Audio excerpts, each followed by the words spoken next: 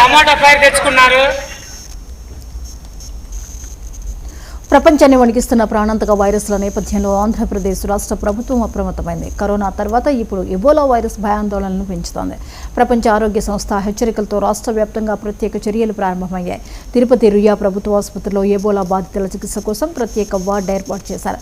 Screening సెంటర్తో పాటు 15 ప్రత్యేక బెడ్లు సిద్ధం చేసి వైద్య సిబ్బందిని అప్రమత్తం చేశారు. మేము 15 బెడ్లతో కూడిన ఐసోలేషన్ వార్డుని రెడీ చేసాం. బ్యూటీ ఏంటంటే నెగిటివ్ ప్రెషర్ అంటే పక్కనోడికి కూడా పోనీయకుండా ప్రొటెక్ట్ చేసే రూమ్స్ ఉన్నాయి మన దగ్గర. అవి రెడీగా ఉన్నాయి. సడన్గా 20 మంది వచ్చినా కూడా వాళ్ళకి కావాల్సిన కిట్స్ కావచ్చు, పర్సనల్ ప్రొటెక్షన్ ఎక్విప్మెంట్ అవన్నీ కూడా మినిమం 20 మందికి అన్నట్టుగా మేము రెడీగా ఉన్నాము. వచ్చిన తర్వాత మిగతా చూస్తాము.